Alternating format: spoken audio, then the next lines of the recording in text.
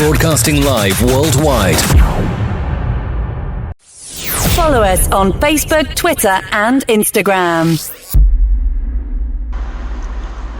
I want to share with you a story about a young man who took a new position in his new career and left his home from New York to Providence, Rhode Island in May of 2001. He had just gone through a huge breakup. He was heartbroken. He was sad. He had no family, no friends, but he knew that he had to embark on a new journey. Something had to be different. For the next 6 years, living in Providence, Rhode Island, this young man went through a crazy amount of dates. You know them as the crazy date stories. Over 87 dates. Couldn't find the person he was seeking. Trying to get himself acclimated, maybe in a relationship, maybe one day start a family. You see, he always wanted to have a marriage like his parents. He always wanted to have the happiness that he felt he deserved.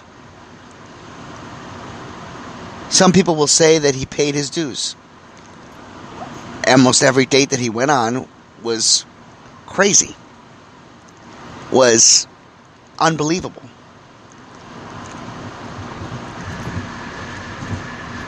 And then one day, he decided to go back to New York. He wanted to do something different, yet again. He felt it was time to come home. He got his degree and rekindled some friendships. What he didn't expect, that right in his own backyard, he would find the love of his life. My name is Angel, and today is a very special edition of Have Faith, Let It Begin. You see, on this day, Friday, June 10th, 2015, I was 2 days away from marrying my best friend. And since this Sunday, Rachel and I will celebrate our 7-year anniversary, I thought it'd be only fitting to dedicate today's episode to my wife, Rachel. Have Faith, Let It Begin. Wedding Anniversary Special starts right now.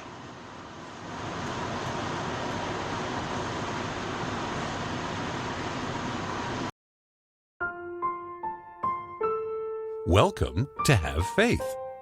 Let it begin. Here's your host, Angel Santana. Ariel, can you say have faith? Again. Let it begin? Again. Say have faith. Again. Let it begin. No. No? No? Okay. It's a boy. Hi, Noah. Noah! Happy birthday, Noah! Caitlin. You did amazing. Hey, just put those there. Noah. Throughout the years, we have seen it all.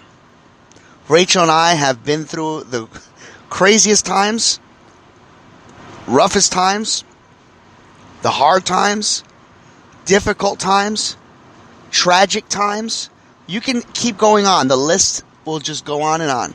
You see, Rachel and I met in January of 2006.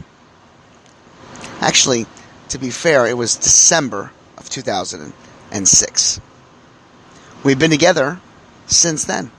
We've been married since June 12th, 2015. We celebrate 2 anniversaries. Our first date, January 20th, 2007. And of course, our wedding anniversary, which is this Sunday. Every year, I try to find new ways to express my love for my wife.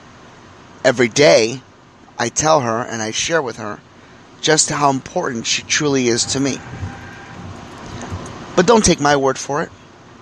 Let me just explain to you the differences that I've had with knowing and trying to understand how to keep a marriage successful. Again, this is my point of view. It is my opinion. I am not an expert. Is my marriage perfect? No. What marriage truly is perfect? You have to have a little bit of tug and war, I call it. A little tug here, a little tug there. Sometimes you have to make mistakes to learn from them. You will say things at times maybe that you will regret. But always remembering to apologize, to communicate, to allow one another the opportunity to express how they feel when they're happy, when they're sad, even when they're angry. For the past 7 years, Rachel and I have pretty much done a lot. We have bought a house. We have 2 beautiful children. We have a dog, Cody. And along the way, we've seen a lot of our families go on to be with the Lord. The hardest thing about being in a marriage is not knowing what to say when new things, new challenges arise. You see, there are times where, even in a marriage, you feel as if there are certain things that you have to be careful what to say. What's that expression? Happy life, happy wife? Or is it happy wife, happy life? Either way you say it, it makes sense, right, guys? You see, growing up, I've always been in a home where my parents truly would never fight. They would hardly ever angry at each other. My father would always show his and express his love for my mom, and my mom to my father, consistently. I've always been taught, especially and explained by my father, that you treat your wife like a queen. You treat her the same way you would want to treat your mother, with respect.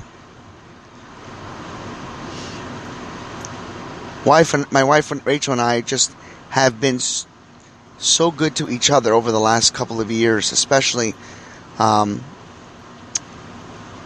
recently when we had to endure so many different tragedies within our families, where we lost a father-in-law, lost grandmothers, friends.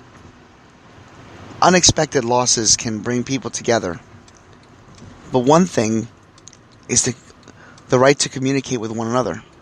You see, that was one of the things that I had to learn. And that was one of the things that was tough for me, was learning how to communicate properly. I try my very best each and every day to express my love for my wife and tell her thank you for all that she does. My wife, if you know my wife, works 7 days a week. She never takes a day off. She has 2 jobs, and now she has a third. She's a mom. So, I guess what I'm trying to get at with this episode and this tribute to my wife is that when you work hard, when you communicate with one another, when you treat your spouse with unconditional love, and you allow them to understand how you're feeling when you're happy, when you're sad, when you're angry, even when you're confused, things eventually always work itself out. Rachel and I have been so happy and so blessed to be together. Tonight we will be going out for dinner and make another new memory. You know, it's no secret that when you get married and you have kids, you feel as if sometimes you're pulled in different directions. One thing that I've always tried to do, we have tried to do, is that we always try to make time for each other, especially when the children are sleeping. Whether that's talking, whether that's cuddling, whether that's just watching a simple show like This Is Us. Great show, by the way. Communication. That's the key. A lot of people always ask me, wow, you've been with her so long. How do you guys do it? How do you guys manage all the jobs that you have and the children and still find the time to love each other and explain to each other how you feel? And I've always said the same thing. Rachel treats me so good. I like to say that I do the same. I don't want to toot my own horn, but I know I do. But in all seriousness, we do our very best each and every day to inspire, to keep ourselves with a smile on our face. And that's what I like to do. I like to make her smile. I always try to keep her happy. One of her vows that she said to me on our wedding day was, I love who I am I love being who I am because of what I am around you. Or basically I just botched that whole thing, but she has become a better person around me. But in reality, we've both become better persons around each other. And I always try my very best to keep her happy, even though on days when she doesn't love herself. And vice versa. Rachel, I'm going to end with this. Thank you for 7 years and over 14, 15 years of being in a relationship. It has never been easy. We've had our good times and we've had our bad times. But one thing I can surely say without a shadow of a doubt is that my love for you continues to grow each and every day. And the amount of love that you have shared with me, the amount of times you continue to tell me how truly happy you are, reminds me each and every day that I'm doing right by you and our children. So to Noah and to Ariel, I want you to know this. Remember everything that you see between your mom and I. Noah, I hope that one day you will know that you treat every single woman the way I treat your mother. With respect, with kindness, with love, and always remember to communicate. To Ariel, who is not allowed to date till she's 40, allow a gentleman to treat you with so much respect. May he open doors for you. May he pull out a chair. May he tell you constantly how much he loves you. And remembers to not try to change you, but to love you for who you are. Happy anniversary, Rachel. You're an amazing mother, a great friend, a great wife, and you have made me the happiest man in the world. I love you with all my heart. This message and this episode is dedicated to you. And to all those out there that are seeking love, that are feeling as if this would never happen to you, that is so not true. Trust and believe, if you've listened to my crazy date stories, if you've listened to my life's journey, anyone and everyone, there's somebody out there for everyone. Yes, it may not happen tomorrow, it may not happen today, but eventually you will find the person that you are meant to be with.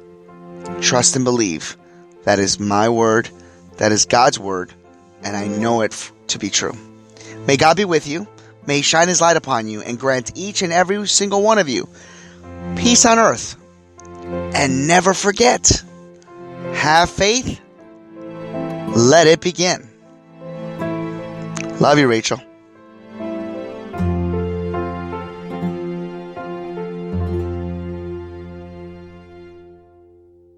Thank you for listening to another episode of Have Faith, Let It Begin.